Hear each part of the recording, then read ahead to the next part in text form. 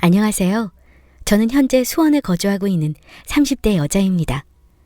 요즘같이 바깥 생활을 자제해야 하는 시대에 밖에 나가서 시간을 보내기도 애매하다 보니 항상 남의 사연을 보기만 하다가 제가 얼마 전 겪은 저와 우리 남편의 이야기에 대해서도 여러분들에게 들려드리고자 이렇게 사연을 쓰게 되었습니다.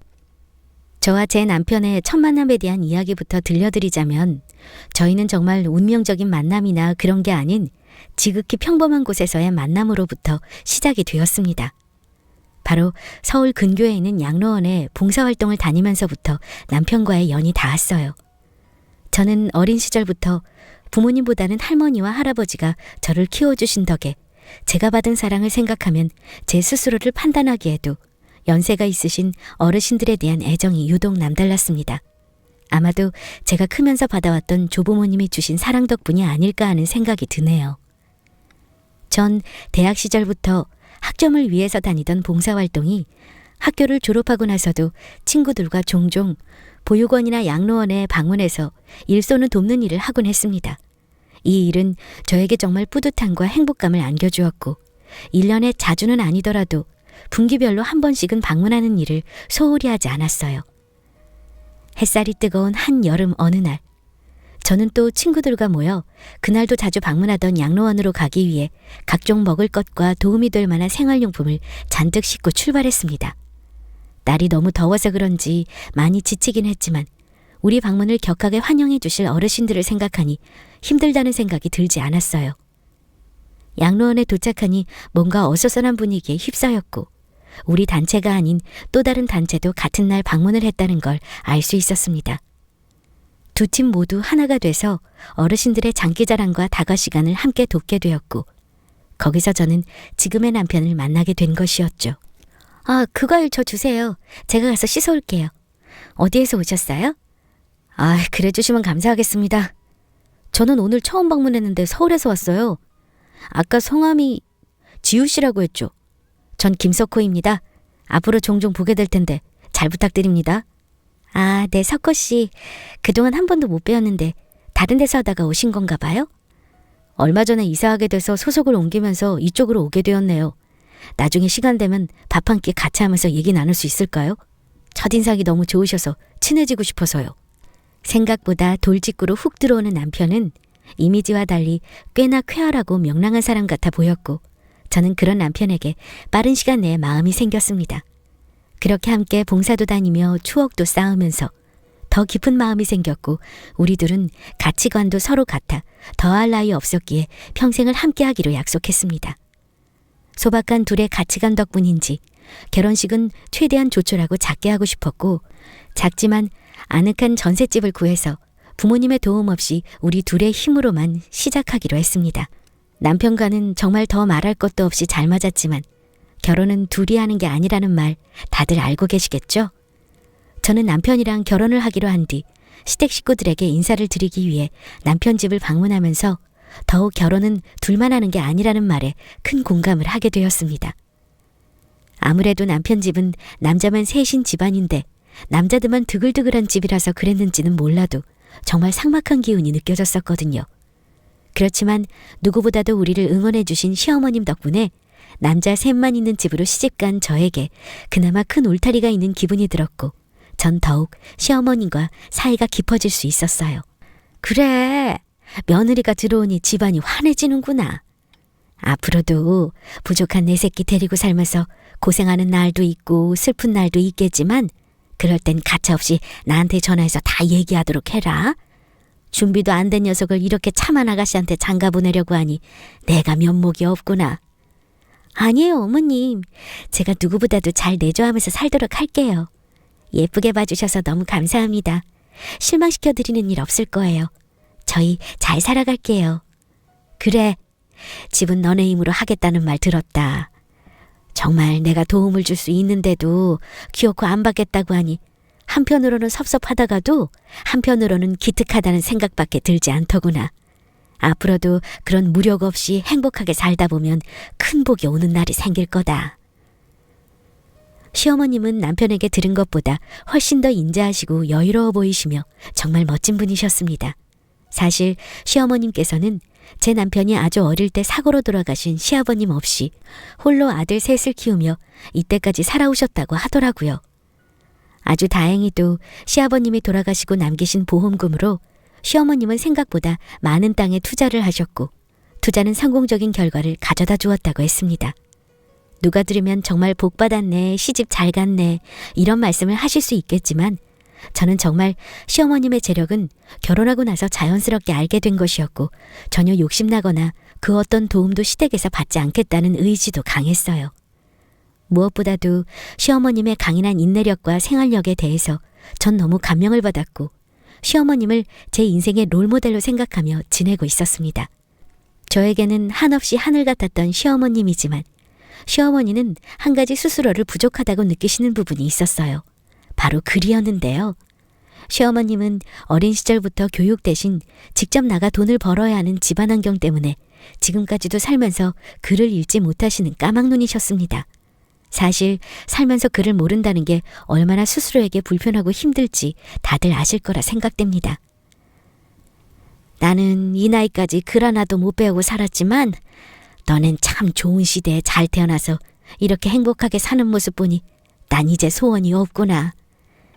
에이 어머님 그런 말씀 마세요. 어머님처럼 훌륭하신 분이 또 어디 있다고 그러세요? 전 지금 어머님이 원하기만 하신다면 제가 다 알려드릴 수 있어요. 저랑 같이 배워보실래요? 아이고 이제 와서 무슨 글이니? 그냥 살던 대로 살면 되지 뭐. 사는데 아무 불편함 없더라. 뭐 그래도 알면 나쁘진 않겠다만 이 나이 먹고 머리에 그게 들어오려나 모르겠네. 그래도 네가 알려준다고 하니까 마음이 편하긴 하구나. 어디 가서 돈 주고 배우려고 해도 뭐 나이 먹고 창피해서 쉽게 배워지지가 않더구나. 아이 어머님이 하신다고만 하면 제가 바로 도와드릴게요. 저 안 그래도 요양원에서 할머니 할아버지들 글 공부 도와드린 적 많아요. 너무 걱정하지 마세요. 제가 다 알려드릴게요. 그렇게 저는 어머님의 평생의 소원 중 하나였던 글 공부를 가르쳐드리게 되었고 생각보다 시어머니는 아주 빠르게 글을 배워나가셨어요. 곧 있으면 편지도 살살 쓰실 수 있겠구나 싶을 정도로 빨리 배워주셨기 때문에 시간도 그렇게 오래 걸리지 않았던 것 같습니다. 뭔가 하나라도 도움을 드릴 수 있어서 다행이다라는 생각과 함께 괜히 뿌듯하기도 했습니다. 그렇게 평화롭게 결혼 생활을 하던 저에게 정말 날벼락 같은 소식이 들렸습니다. 하루는 시어머님께서 남편 전화로 연락을 하셨고 주말에 전할 말이 있으니 다들 모이라는 말씀을 하셨어요. 한 번도 가족 모두가 모인 적은 없기에 무슨 일인가 싶었고 주말이 되자마자 어머님 댁으로 저희는 향했습니다. 집에 들어가니 벌써 큰 아주버님과 작은 아주버님 그리고 형님들이 와 계셨어요. 어머님, 어떤 걸로 모이라고 하신 거예요? 너무 갑자기 연락을 받아서 주말에 있던 약속 취소하고 달려왔네요. 집에 무슨 일 있으세요? 어머님은 담담하게 이야기를 시작해 나가셨고 어머님의 안색은 너무 좋지 않아 보였습니다. 평소 같으면 더 활짝 웃으며 우리를 반기셨을 어머님이 갑자기 이렇게 어두운 표정을 하시니 무슨 말을 하시려고 저러시는지 내심 너무 걱정이 되어 손이 덜덜 떨렸어요. 내가 너네한테 긴히 할 말이 있어서 다들 바쁜 와중에 집으로 모이라고 했다. 엊그제 건강검진 했던 병원에서 전화가 와서 병원으로 와달라길래 갔다 왔다. 안 그래도 요즘 입맛도 없고 자꾸 구토 증세, 배 아래쪽도 쿡쿡 쑤시는 것 같았는데 내 몸뚱이도 이제껏 굴리고 굴려서 그런지 멀쩡하지 않았던 것 같구나. 췌장암 말기라는 소식을 들었다. 생각보다 진전이 많이 된 상태인데 내가 무딘 사람이라 그런지 눈치도 못 채고 있었고 신락 같은 희망은 찾지 않는 게 좋겠더구나. 저는 시어머님의 말을 듣고 말문이 막히고 눈물이 흐르기 시작했습니다. 물론 저뿐만 아니라 모든 가족들이 마찬가지였지만 첫째와 둘째네 부부는 뭐 저렇게 강인한 사람들인가 싶을 정도로 표정 하나 변하지 않는 게 저로서는 이해가 되지 않았어요. 그리고 어머님은 계속 말을 이어나가셨습니다. 내가 살 날은 얼마 안 남았다고 하지만 그래도 너네한테 꼭 해주고 싶은 말이 있다. 내가 이날 이때까지 너네 셋 키우면서 악착같이 모은 전 재산이 적지 않다는 건 너희 모두가 알고 있을 거라 생각한다. 내 자식들은 어떻게 생각할지 모르겠지만 나는 전부터 작은 꿈이 하나 있었어. 내가 살던 어린 시절은 못 배운 게 당연한 시절이었지만 지금처럼 살기 좋은 시대에서 부모 잃고 집 잃고 어려운 환경 속에서 태어나 배우는 게 많지 않은 아이들이 난 항상 안타까웠다. 그 불쌍한 애들 생각해서라도 내 재산을 전부 장학재단에다가 기부하고 싶다는 생각을 항상 마음속에 가지고 있었어. 그래서 내가 이 세상 뜨기 전에 너희에게 하고 싶은 말은 내 전 재산을 100% 장학재단에 기부하겠다는 이야기를 하려고 모이라고 했다. 너희가 불만족할 이유도 없고 이건 오로지 나의 선택이기 때문에 다들 존중해 주길 바라는 마음뿐이다. 내 말 무슨 말인지 다들 알겠지? 그러자 큰아주버님은 대뜸 화를 내시며 시어머니께 이렇게 말씀을 하셨습니다. 아니 엄마, 그게 무슨 말이에요? 어머니 엄마가 가진 전 재산이 엄마가 번 돈이 아니라 아빠 사망보험금으로 시작해서 투자하다가 이렇게까지 불어난 건데 그걸 왜 다 나라에다가 퍼주겠다는 말입니까? 그건 말도 안 되죠. 당연히 우리한테도 줄 건 주고 돌아가신다고 해도 서운할 판에 지금 그게 무슨 말도 안 되는 말이에요? 전 절대 용납 못합니다. 아니, 나만 그런 거 아니잖아요. 아우들아, 엄마한테 무슨 말이라도 해봐라. 둘째 너는 이게 말이나 되는 소리라고 생각하냐? 봉창 두드리는 소리도 아니고. 에이씨. 아, 형님 말씀이 맞죠. 제가 아무리 둘째로 태어났고 별 말 없이 엄마 말 따라 살고 있다고는 하지만 이 부분에 대해서는 당연히 짚고 넘어가는 게 맞다고 생각합니다. 어머니가 무슨 마음이신지는 알겠는데 뭐 10%나 일부를 들여서 학교를 세우고 우리한테 맡기든 그런 것도 아니고 그걸 왜 다 사회에 환원하겠다는 말입니까? 분명 다른 방법도 많을 거고 형님 말씀대로 어머니 이건 아버지가 저희한테 물려주고 가신 돈이라고 생각합니다. 당연한 생각 아닙니까? 이런 식이면 저희도 다 곤란해요, 엄마. 큰아주버님에 이어 작은아주버님까지 입이 툭 나와서는 시어머님에게 말도 안 되는 소리라며 재산에 대한 부분은 본인들에게도 어느 정도 권한이 있다는 둥 그런 이야기들을 늘어놓기 시작하더라고요. 니들 마음은 알겠다만 이건 엄연히 내 손 안에 있는 내 재산이다. 내가 내 재산을 좌지우지하겠다는데 내가 자식들 눈치 봐가면서 남은 생 살라는 거냐? 난 도저히 그렇게 못하겠고 아까 말했듯이 다시 한번 말하지만 절대 니들 세 형제한테 물려줄 재산 없으니 그렇게들 알고 있어. 니들이 날 안 보겠다 한들 내 생각에는 변함없다. 생각보다 시어머님의 생각은 매우 확고하신 편이었고 그 생각을 바꾸지 않는 한 어머님을 만나뵈러 오지 않겠다며 버럭 화를 내는 큰아주버님과 작은아주버님은 그 자리를 박차고 나가버렸습니다. 당연히 형님들도 하는 수 없이 씩씩대며 남편들을 따라 나서더군요. 저는 솔직히 그 자리에서 너무 화가 치밀어 올랐습니다. 어떻게 자기 부모가 큰 병에 걸려 곧 이별을 해야 할지도 모르는 상황에서 다들 재산 얘기들만 혈안이 되어 버럭거리기나 하고 부모님의 생에 대해서는 관심도 없는 듯 저렇게 구는 사람들이 진짜 사람이 맞나 싶을 정도였어요. 부모님의 재산을 떠나 본인의 부모가 이런 상황에 놓여 있다는 게 슬프지도 않은지 평소에도 바늘로 콕 찔러도 눈물 한 방울 안 흘리겠다 싶었던 형제들이었지만 어떻게 이런 상황에서도 저런 말들을 아무렇지 않게 할 수 있는지 도저히 제 사상으로는 이해가 가지 않았습니다. 도대체 우리 남편은 그럼 어떤 생각을 가지고 있는지 궁금했어요. 그러자 남편은 시어머님께 조심스럽게 입을 열기 시작하더라고요. 엄마, 저는 엄마의 뜻을 존중해요. 무엇보다도 본인보다 남을 생각하고 내가 어려울 때 받았던 감사함을 본인이 여유로워졌을 땐 타인에게 베풀며 살아야 잘 살 수 있다고 말씀하셨던 엄마 말씀을 전 아직도 잊을 수 없어요. 형님들은 절대적으로 반대하신다고 해도 저는 엄마의 뜻을 따르도록 할게요. 전 살면서 엄마 재산을 탐한 적도 없고 더군다나 절대 우리들의 것이라고 생각해 본 적이 없어요. 무조건 엄마의 남은 여생에 저랑 와이프랑 같이 함께 하도록 할게요. 분명 제 아내도 같은 생각을 하고 있을 겁니다. 그렇지 여보? 전 남편의 말을 듣고 역시 내 남편은 인품 자체가 다른 사람들과는 다르다는 것을 확 느낄 수 있었고 남편의 말에 눈물이 뚝뚝 흐르기 시작했습니다. 저 또한 어머님의 남은 여생을 함께 해드려야겠다는 생각을 당연하게 하고 있었거든요. 결혼을 하러 오기 전부터 남편을 통해서 들었던 시어머님의 인품에 대해서도 전 정말 존경심을 감출 수 없었고 나이가 드셔서 혼자 계신다고 하면 꼭 시어머니만큼은 제가 모시고 살 수 있겠다는 생각을 할 정도로 어머님에 대한 신뢰나 존경심이 매우 두터웠기 때문입니다. 너희들이라도 이렇게 생각해준다고 하니 정말 고맙구나. 내 남은 여생을 어떻게 보내더라도 너희랑 함께할 수 있다면 내 생 여한이 더 이상 없을 만큼 기쁠 것 같다. 고맙다 석호야.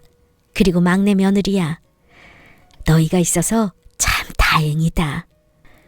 사실 누구나 제 이야기를 듣고 계신 분들도 제 생각에 대해서 반박하시는 분들도 분명 있을 거라고 예상은 되지만 저와 남편은 결혼 애초부터 양가 부모님의 도움 따위는 생각지도 않았던 사람들이었고 무엇보다도 우리의 힘으로 남들을 도울 수 있다면 두 발 벗고 나서는 것이 우리 부부에게는 행복 중 가장 큰 행복이었기 때문에 이런 결정을 할 수 있었던 것 같습니다. 사람이라면 누구나 돈에 대한 욕심, 무력 등이 있으리라 생각되지만 저 또한 그렇지 않은 건 아닙니다. 그렇지만 적어도 나의 것과 남의 것에 대한 구분과 남이 가지고 있는 것에 대한 탐욕은 버리고 살아야 한다는 것이 삶의 모토였기 때문에 이러한 결정을 할 수 있었지 않았나 싶습니다. 지금도 저는 그때 당시 남편과 제가 어머니께 했던 말과 약속에 대해서는 전혀 한치의 후회도 없기 때문에 지금껏 잘 살고 있는 거라고 생각해요. 며칠 후 남편과 저는 상의 끝에 시어머님 댁으로 들어가서 살기로 했습니다. 이삿날 정신이 없는 와중에 큰형님께서 저한테 전화를 하시더라고요. 동서 나야, 이사 잘하고 있어? 근데 진짜로 괜찮겠어? 아니 어떻게 어머님 수발 들어가며 그 성격 다 맞추고 살라 그래? 진짜 제 발로 지옥에 걸어 들어가는 거랑 뭐가 달라? 어차피 전 재산 중에 콩 한쪽도 안 떼어주시겠다고 선언하신 노인네를 언제까지 수발 두려고 하는 거야? 나 동서 진짜 가족처럼 생각해서 하는 말이야? 그냥 어느 정도만 하고 대충 살아. 어차피 받을 것도 없다니까 참 답답하네. 아, 형님, 저희 부부 뭐 받으려고 어머님 댁에 들어가는 거 아니에요. 그래도 돌아가시기 전에 조금이라도 같이 살면서 보살펴드리려고 하는 거지. 다른 속내가 있어서 그런 거 아니니까 너무 걱정하지 않으셔도 될 것 같아요. 아우, 동서는 참 속도 좋다. 그렇게 바보같이 살다가는 나중에 내 것도 못 챙긴다는 소리 듣는다니까? 안 그래도 애 아빠가 어제 어머님 댁 찾아가서 회사 자금으로 쓴다고 1억만 달라고 했는데도 그걸 안 주시더라. 무슨 노인네가 죽기 전에 욕심이 그렇게 많은지. 그럴 거면 자식들한테 한두 푼이라도 물려주고 가시면 얼마나 좋아. 안 그래 동서? 형님, 저 지금 너무 바빠서 나중에 전화드릴게요. 큰형님과 전화통화 후 진짜 어떻게 사람이 저럴 수 있나 싶었습니다. 가족은커녕 어머님의 재산을 자기들의 수단으로만 생각하는 것 같아서 마음이 아팠고 한편으로는 정말 어머님을 지켜야겠다는 생각뿐이었습니다. 이래서 자식 낳아봐야 소용없다라는 말들을 하는 건가 싶기도 했어요. 그나마 제 남편의 아내인 제가 차라리 정말 다행이구나라는 생각도 들었고 무엇보다도 지금 가진 마음을 절대 잊지 말자는 생각뿐이었습니다. 그날부터 저는 시어머님과 제 남편과의 새로운 생활이 시작되었고 점점 좋아지지 않는 시어머니의 병소발을 들며 하루하루를 보내고 있었어요. 여보, 너무 고마워. 엄마한테 당신이 나타난 건 행운과도 같으실 거야. 물론 나한테도 마찬가지지만 당신이 가진 인품과 깊고 따스한 마음, 나 정말 잊지 않고 평생 동안 당신한테 베풀며 살아가도록 노력할게. 당신이 없었다면 정말 난 지금 좌절하고 말았을 거야. 고마워 여보. 에이, 아니에요. 어머님은 나한테 엄마와도 같은 존재고 정말 존경스러운 분이에요. 더군다나 당신이 제일 사랑하는 어머님인데 나한테도 당연히 소중하신 분이죠. 그러니까 고맙다는 말 그만해도 돼요. 내가 어머님한테 더 잘하도록 할 테니까 너무 걱정하지 말고요. 어머님이 췌장암이라는 소식 듣고 당신도 얼마나 힘들었을지 알아요. 내가 옆에서 어머님이랑 당신 꼭 지켜줄 테니까 너무 걱정하지 말도록 해요, 우리. 남편과 저는 시어머님의 남은 생을 함께하면서 좋은 시간을 많이 보내드려야겠다는 생각을 하게 되었습니다. 그로부터 며칠 후 그냥 평온한 나날을 보내고 있던 날이었습니다. 대문 초인종이 계속 울려댔고 뛰쳐나간 저는 순간 깜짝 놀라지 않을 수 없었습니다. 작은 아주버님이 시어머님 댁에 대낮에 많지 않은 채로 찾아온 거예요. 아니 이게 무슨 일이세요? 작은 아주버님 술 드셨어요? 다 필요 없다고. 이 집도 엄마 돈도 싹 다 필요 없다고. 어차피 갖지도 못할 거고 주지도 않고 떠날 거 뭐하러 품고 있어? 다 부셔버릴 거야. 작은 아주버님은 몸도 혼자 가누지 못할 정도로 만취가 된 채 어머님의 마당에서 행패를 부리기 시작했습니다. 너무 놀란 저는 남편에게 이야기했고 작은 형님이 오셔서 그나마 작은 아주버님을 말릴 수 있었어요. 안 그래도 본인 사업이 시국인지라 잘 안 되고 있는 상황에서 시어머님에게 돈 좀 달라고 하려던 찰나였는데 시어머님이 전 재산을 장학재단에 기부하겠다고 하니 배가 아파 죽을 지경이었나 봅니다. 어떻게 사람이 저럴 수 있는지. 다시 한번 어른스럽지 못한 작은 아주버님의 행동에 저는 혀를 내둘렀습니다. 암의 전이가 점점 빨라지고 있다는 소식을 듣고 저는 더욱더 어머님의 병간호에 집중했고 하루 종일 어머님이랑 붙어있는 시간이 많아질 수밖에 없었습니다. 사실 몸은 힘들었지만 무엇보다도 어머님과의 시간 속에서 제가 누군가에게 의지의 대상이 될 수 있다는 생각에 너무 뿌듯하고 행복했어요. 그런데 어느 날부터 점점 어머님의 혼잣말이 늘어나기 시작했습니다. 전 제가 말동무를 충분히 해드린다고 생각했는데 자꾸만 허공을 보고 얘기를 하시곤 했고 저는 무슨 영문인지 조금 더 어머님을 지켜보기로 했어요. 그러던 며칠 후 마당에서 조경 작업을 돕고 있었는데 주방 쪽 창가에서 연기가 풀풀 나는 걸 목격했습니다. 무슨 일인가 싶어 뛰어가니 어머님이 주전자에 물을 올려놓으시고 샤워하러 들어가셔서 나오질 않으시는 거예요. 너무 놀란 저는 재빨리 가스불을 끄고 화장실 문을 열었고 어머님이 거기서 주저앉아 계셨습니다. 씻겠다고 들어가신 지 얼마 되지 않아 큰 걱정을 안 하고 있었는데 주전자에 갑자기 물을 올려놓고 들어가신 거였어요. 아니 어머님, 이걸 지금까지 올려두시면 어떻게 해요? 다친 곳은 없으세요? 넘어지신 거예요? 아니죠? 너무 놀랬잖아요, 어머니. 무사하시다니 다행인데 이제 혼자 샤워하시면 안 되겠어요. 내일부터는 제가 들어가서 씻겨드릴게요, 어머니. 언니야, 나 배 너무 고파. 언니, 과자나 빵 있어요? 네? 언니라뇨? 어머님, 무슨 말씀을 하시는 거예요? 그리고 1시간 전에 저랑 같이 만둣국 끓여두셨잖아요. 갑자기 그게 무슨 말씀이세요? 갑자기 뇌리에 무언가 확 스쳤습니다. 몸이 아프시면서 어머님께서는 바깥 활동을 안 하시다 보니 집에만 계셨고 그로 인해 혹시 치매가 오신 건 아닐지 하는 생각에 얼른 다음날 어머님이 주로 다니시는 병원에 모시고 가서 치매 테스트를 해봤는데 결국 저의 생각이 맞았어요. 췌장암 말기에 치매라니. 진짜 하늘도 무심하시다는 생각이 들었고 저는 어머님을 껴안고 하염없이 울기 시작했습니다. 여보, 이제 어쩌면 좋아요. 어머님이 치매까지 오셔서 이제 일상생활을 너무 힘들어하시는 것 같은데 진짜로 속상해 죽겠어요. 내가 미안해 여보. 이런 나한테 시집와서 이런 고생이나 시키고 돈 벌어야 된다고 매번 당신이랑 엄마만 놔두고 나가서 밤늦게 들어오고 진짜로 미안해. 내가 면목이 없어. 병원에서 치매는 확실하다고 한 거야? 언제부터 저런 증상을 보이셨는지 원. 나도 오늘 처음 봤어요. 사실 어머님이 요 근래 말수도 적어주시고 혼잣말을 많이 한다고 생각이 들긴 했는데 이 정도일 거라고는 예상 못했거든요. 그래도 너무 우리 크게 걱정하지 말아요. 나 우리 할머니 요양원에서 돌아가시기 전에도 치매로 고생하시던 거 생각하면 어머님 옆에 내가 꼭 있어야 한다는 생각뿐이니까 당신도 나한테 미안해 말아요. 그동안 어머님한테 받은 사랑만 생각하면 내가 아직 해야 할 일은 한참 남았다고 생각해요. 그러니까 우리 힘내요, 여보. 어린 시절 저는 할머니 손에서 자랐고 어엿한 성인이 된 저는 사회생활을 한 지 얼마 되지 않아 할머니가 치매에 걸리시면서 돌봐줄 사람이 없다 보니 요양원에 모시게 되었었습니다. 그때 당시에는 몰랐는데 제가 조금이나마 그때 할머니 곁에 더 자주 있어드렸다면 그렇게 외롭게 가지 않으셨을 거라는 생각에 항상 그때 생각만 하면 마음이 아팠고 아려웠어요. 그 마음의 빚을 이렇게라도 갚으라는 하늘의 뜻이라고 생각하니 어머님을 더욱더 돌봐드려야 한다는 생각만 가득해졌습니다.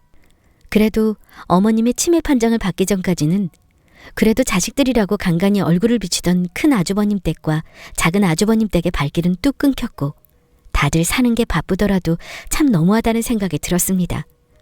얼마 전까지만 해도 일주일에 한두 번씩 찾아와서 아픈 어머님을 붙잡고 사업 자금이니 뭐니 말도 안 되는 소리를 늘어놓으며 그놈의 돈돈돈 거리던 사람들이 이젠 어머님이 치매라는 소리를 듣고는 아예 오지도 않는 걸 보니 진짜 정상적인 사람들이면 저럴 수 있을까 싶었어요. 어떻게 같은 배에서 나온 형제들이 이렇게나 내 남편과 다른 인품을 가지고 태어날 수 있을까 하는 생각도 들었고 자식 낳기가 무서울 정도였습니다. 매일같이 어머님과 병원을 오가며 힘든 나날을 보내고 있던 어느 날 저도 제 상태를 좀 돌봐야겠다는 생각에 하루는 어머님께 집에 계시라고 말씀드리고 얼른 머리만 자르고 와야겠다 싶어서 미용실에 갔다 온 날이었습니다. 빨리 머리를 자르고 집에 다시 귀가한 지 1시간이 채 되지 않았는데 어머님이 보이질 않는 거예요. 너무 놀란 저는 어머님을 찾아 나섰고 작은 방 제 화장대 앞에서 온갖 립스틱을 다 얼굴에 덕지덕지 바른 채로 쓰러져 계신 어머님을 발견할 수 있었습니다. 바로 저는 119를 불러 어머님을 병원으로 모셨고 뜻하지 않게 들은 소식은 어머님이 정말 얼마 남지 않으셨기 때문에 무조건 병원 생활을 하셔야 한다는 거였습니다. 눈앞이 캄캄했습니다. 이제 정말 그 시간이 온 걸까 하는 생각이 들면서 눈물이 멈추질 않았습니다. 뒤늦게 전화를 받고 달려온 남편도 제 품에 안겨 우는데 그날은 유난히 하늘이 맑았던 기억이 나네요.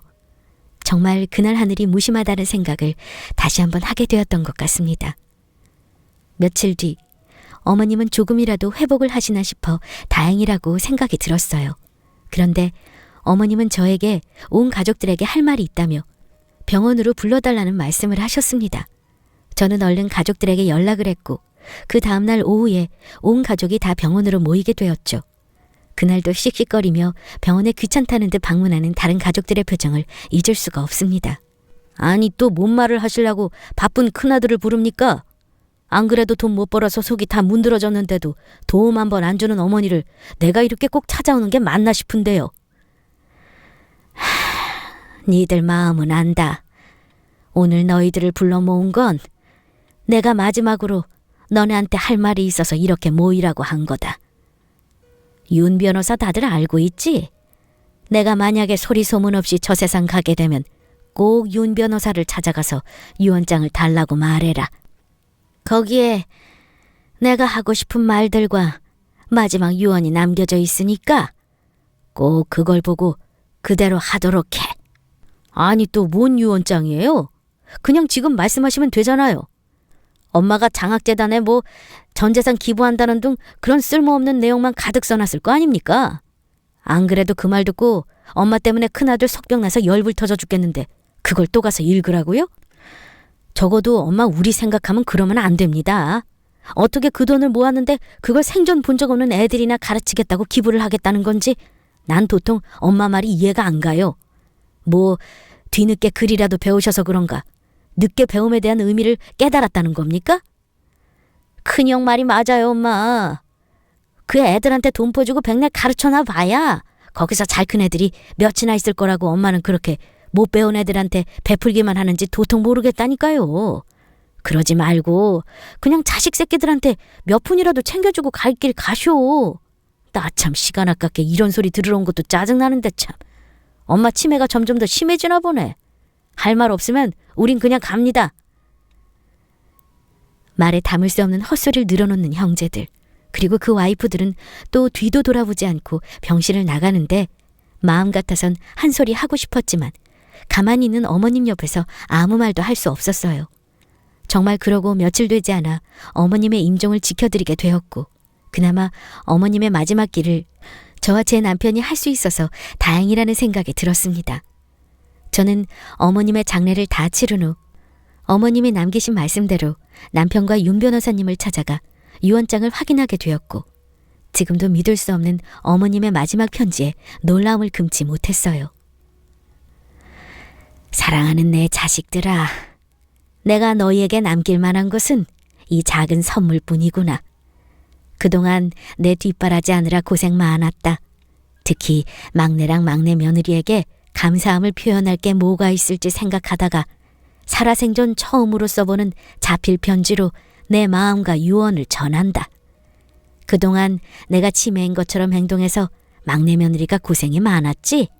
사실 난 치매 걸린 게 아니라 내 자식들의 인품을 확인해보고자 했던 행동이었다.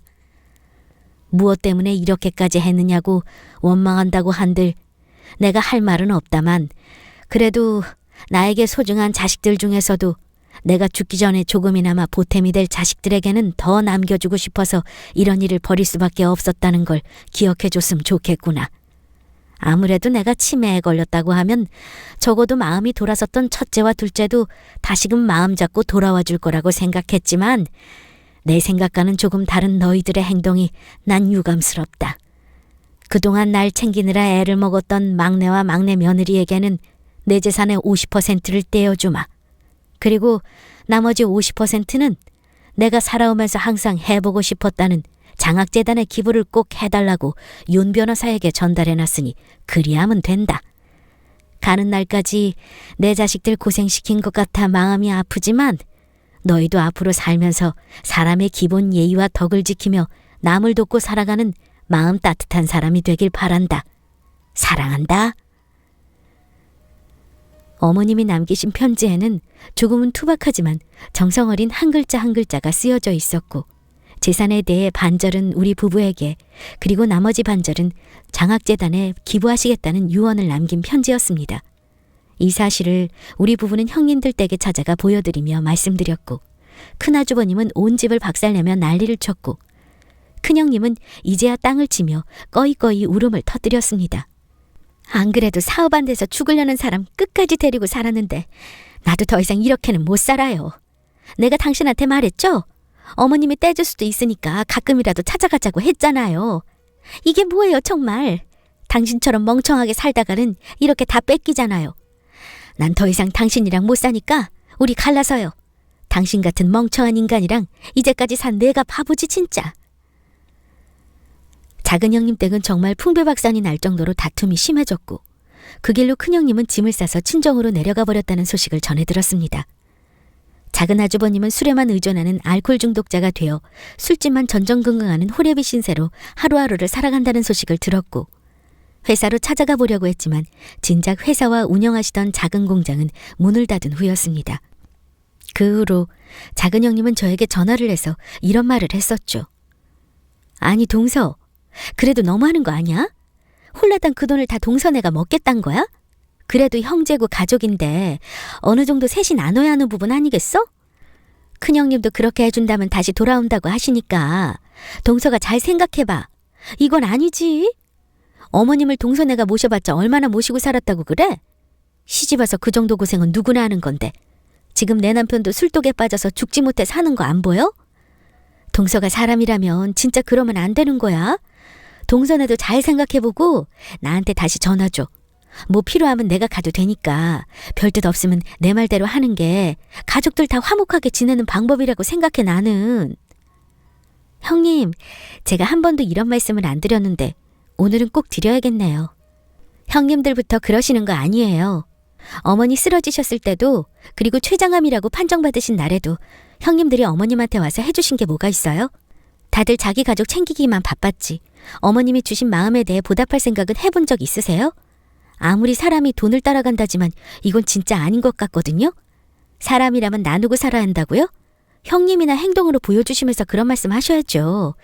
사람이 너무해도 진짜 정도가 있지. 다시는 저한테 전화하지 마시고 재산 나눠드릴 마음 하나도 없으니까 이만 끊을게요. 큰형님한테도 연락 닿으면 말씀해 주시고요. 도저히 저도 작은 형님의 말에 반박을 하지 않을 수 없었고 속 터지는 마음에 하고 싶은 말을 다 뱉어버리니 속이 다 시원했습니다. 남편에게도 말하니 그동안 했던 어떤 일보다도 잘했다고 저를 되려 다독여 주시더군요. 우리 가족은 어머님이 주신 일부를 평소에 다니던 봉사활동지에 기부를 하면서 살아가고 있습니다.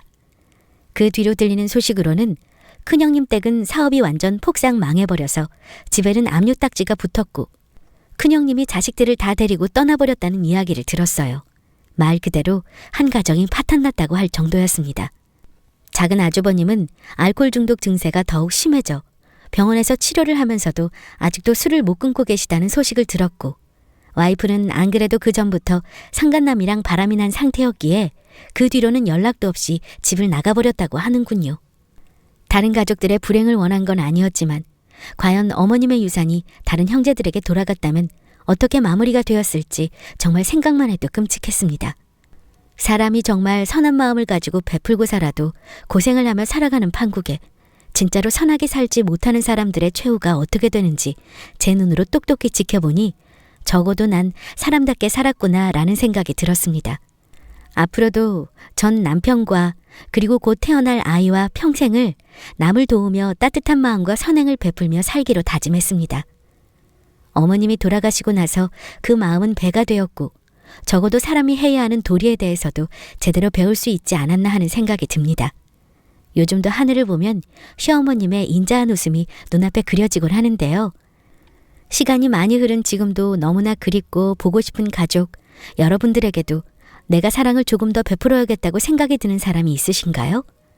사람은 뿌린 대로 거둔다라는 말이 있듯 앞으로도 무언가를 얻기 위해 사랑을 베푸는 게 아닌 나눔이 일상이 되는 삶을 살아가야겠다는 다짐을 오늘도 하게 되네요. 지금까지 저의 길고 긴 글을 들어주신 여러분들은 선한 마음으로 사랑을 베푸신다면 큰 복이 찾아오시리라 믿습니다. 감사합니다.